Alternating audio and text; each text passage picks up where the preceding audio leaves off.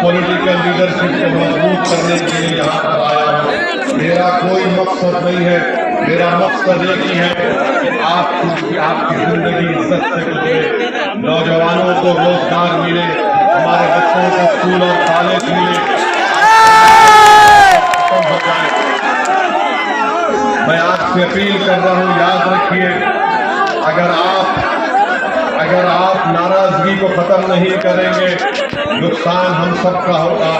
मेरा आपसे एक सवाल है, अगर कोई माँ अपने बेटे से नाराज हो जाती है तो क्या माँ हमेशा अपने बेटे से नाराज रहती है?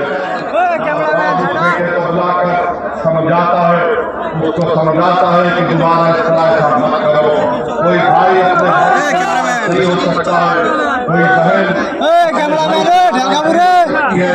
कोई बेटी अपने बाप से नाराज नहीं हो सकती है। मैं आपसे अपील करने आया हूँ, पार्लियामेंट इलेक्शन में आपने सोच कर रोक दिया था कि कांग्रेस का प्रधानमंत्री दिल्ली में बनेगा, या बना प्रधानमंत्री आप सोच लीजिए। तो धोखा दिया कांग्रेस ने कि हमको वोट दो, हम प्रधानमंत्री नहीं बना पाए।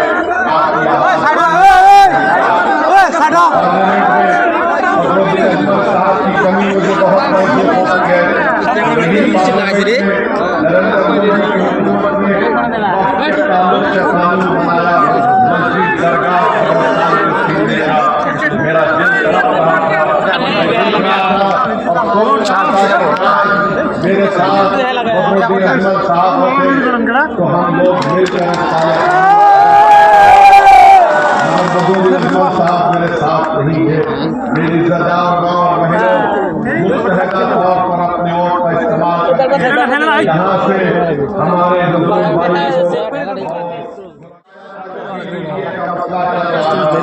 मैं हैदराबाद से 12 डॉक्टर्स को दवाओं को लेकर आपके रिलीफ कैंपों में मुझे आपकी खिदमत करने का एक एजाज हासिल है। मैं डॉक्टरों के साथ खिदमत करता था और जब 50,000 से ज्यादा मुस्लिम बेघर हो गए थे, कोई कांग्रेस का अगर कोई गरीबों के दरमियान में काम करना था, कोई मजलूमों का साथ देना था, तो उसका नाम फजलुद्दीन ओवैसी और फजलुद्दीन अजमल थे। याद करिए उस जमाने को। मुझे अच्छी तरह याद है, हमारे एडवोकेट जमशेद तालुकदार साहब से हमारे उस वक्त मुलाकात हुई। हम लोग FIR की कंप्लेन करवाते थे और ये बड़ा मैं उस वक्त मेहनत किए थे।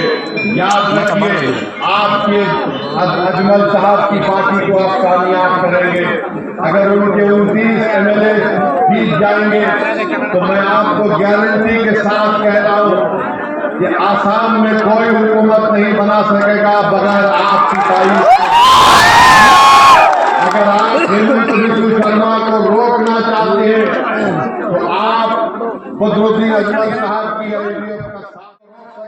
रोक सके। अगर अजमल साहब कामयाब होते तो पार्लियामेंट में लड़ते, इस कमीशन के खिलाफ करते, हजारों परिवारों को यही जुबली से उनके घर से निकाल।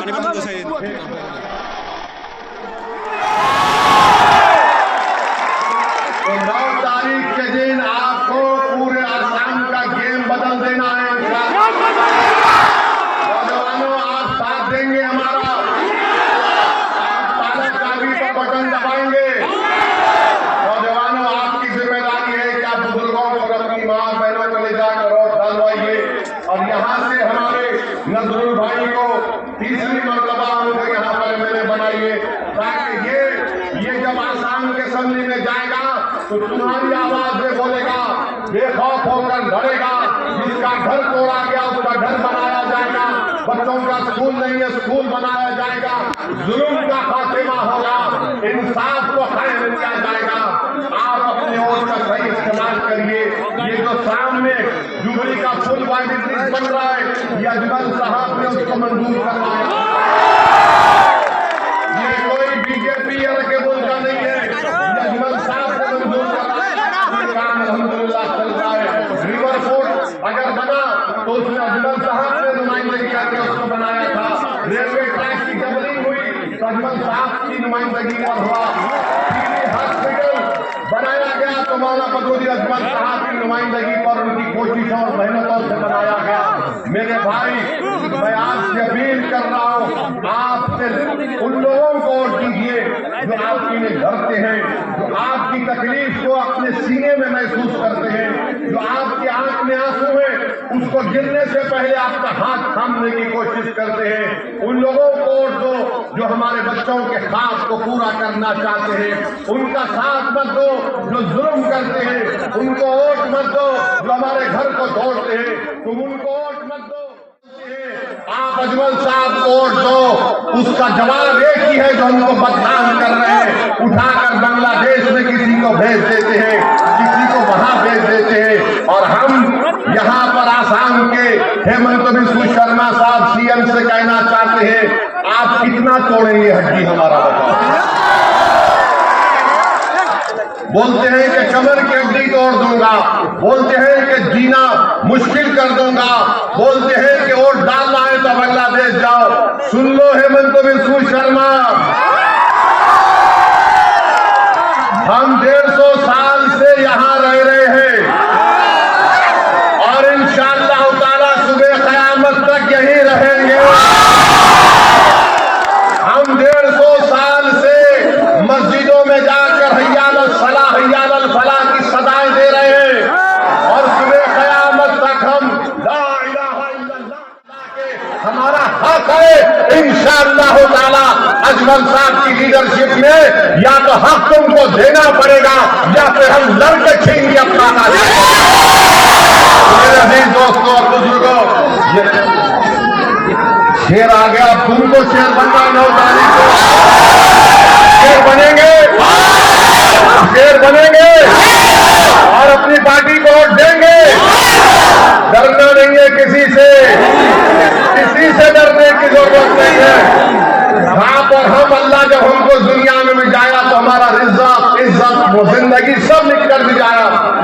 और इंशाअल्लाह ताला ये आप देखेंगे एक दिन जिनको घर से निकाला जा रहा है, जिनको मारा जा रहा है, इंशाअल्लाह ताला अल्लाह तुम्हारे सर पर इज्जत का ताज रखेगा इंशाअल्लाह।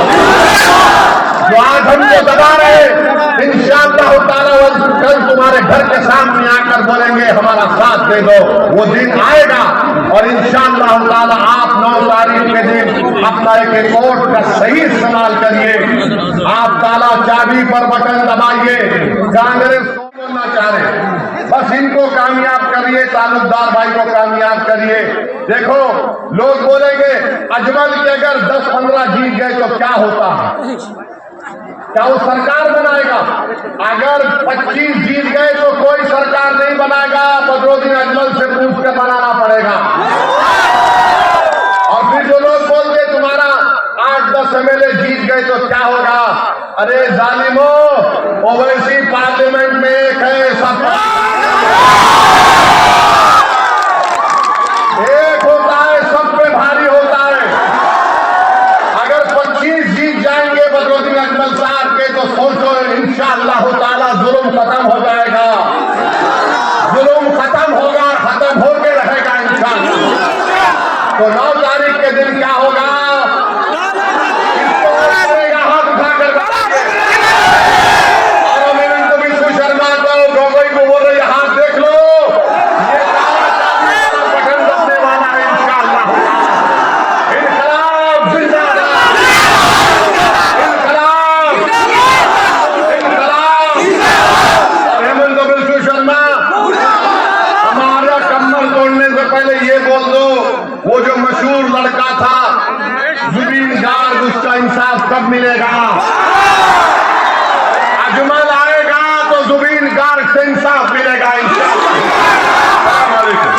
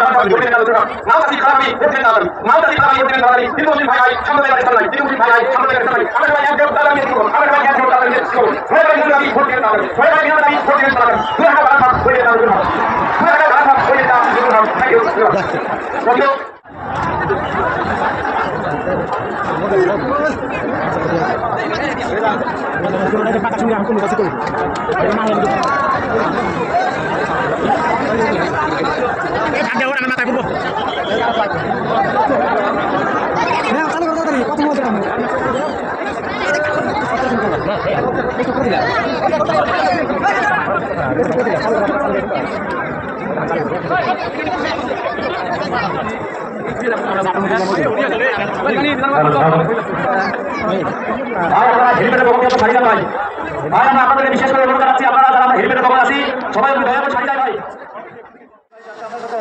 না হয় সবাই আমরা লক্ষ্য রাখবো।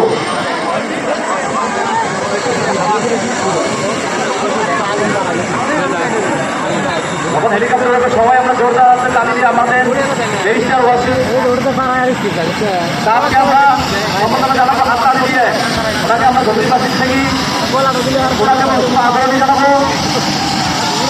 রেজিস্টার ওয়াসি সাহেবকে আমরা সবাই হাত তালি দিয়ে ওনাকে আমরা উষ্ণ আদর জানাবো।